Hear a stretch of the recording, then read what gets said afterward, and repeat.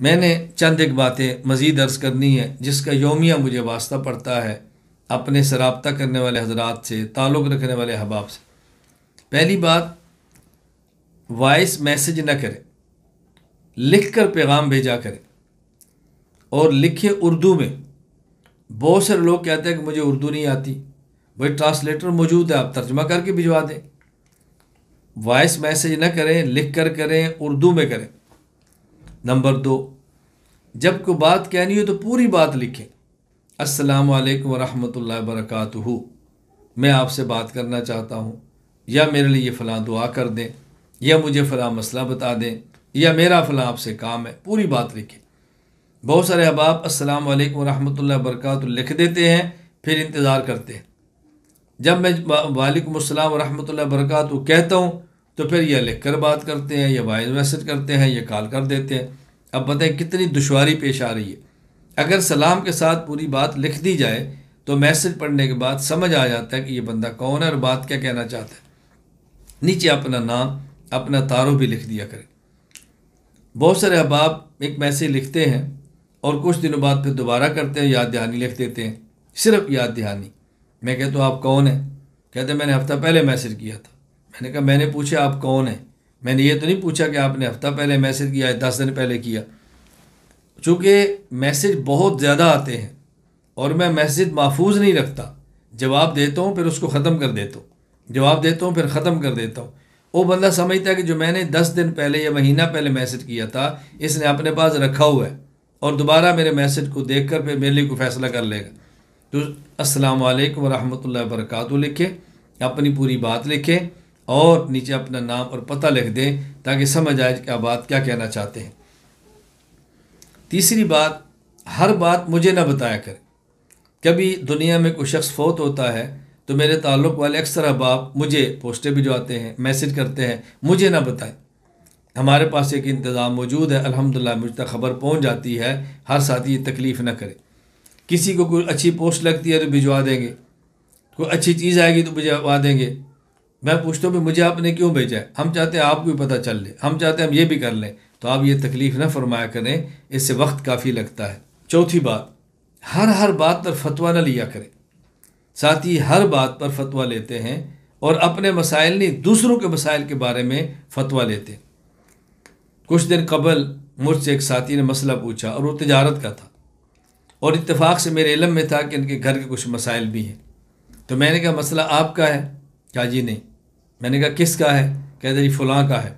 तो मैंने कहा जिनका मसला है वो मुझसे पूछेंगे, आप क्यों पूछते? तो जिनका मसला है वो पूछे। एक साहब ने आज मैसेज किया, किसी शख्स के बारे में पूछा, ये अल इतलाक़ काफिर है, अल इतलाक़ मुसलमान है। मैंने कहा आपको इससे क्या गर्ज है? हमारे काबिर को यूँ कहते हैं तो वो कैसे हैं? मैंने कहा आप अपनी औकात में रहें, इतनी जल्दी कुफर का फतवा न लगाएं। फिर उन्होंने कोई बात की तो मैंने कहा बैत किसी और से कर ले। तो उनका फिर मैसेज आया कि ये मसला बैत से हल नहीं होगा, फतवे से हल होगा। फिर आप अंदाज़ा फरमाएं, मैंने अपने उस मुरीद को 3 मरतबा वापसी कॉल की बात समझाने के लिए, और उसने तीनों मरतबा मेरा फ़ोन उठाया नहीं।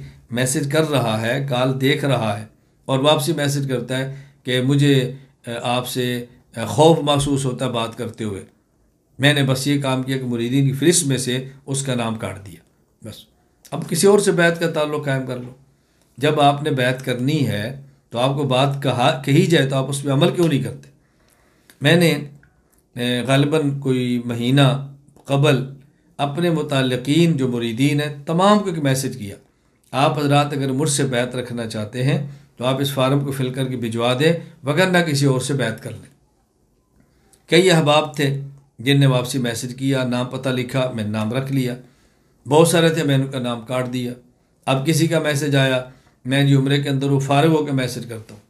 मैंने कहा अगर आप उम्रे में मुझसे मसला पूछें और मैं हफ़्ता जवाब न दूँ तो आपको खुशी होती है क्या? आप 24 घंटे तवाफ़ कर रहे हैं, आप 24 घंटे तिलावत कर रहे हैं, आप छोटा सा मैसेज नहीं कर सकते?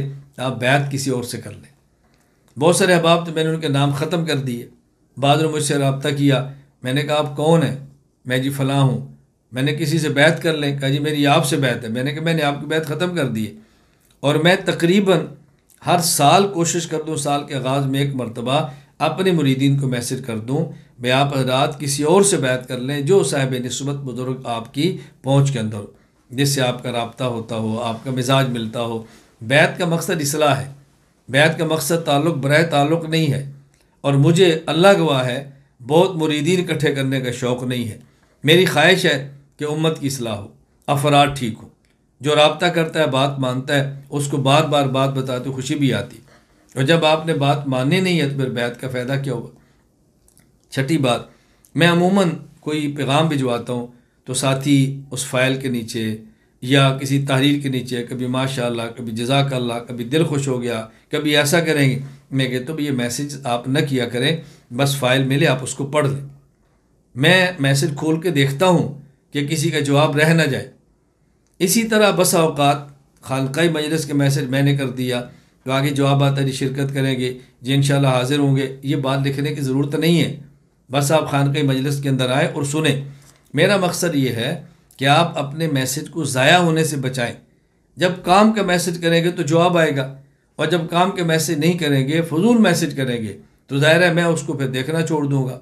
उसका आपको भी नुकसान होगा और मुझे भी नुकसान होगा कि मैं जो जवाब देकर अजर कमाता हूँ तो मैं भी उससे महरूम रह जाऊँगा। अल्लाह ताला में बातें समझने की तौफीक अता फ़रमाए, इसका बतौर ख़ास आप बहुत ज़्यादा ख्याल फरमाएँ। अल्लाह मुझे भी और आपको भी अमल की तौफीक अता फ़रमाए।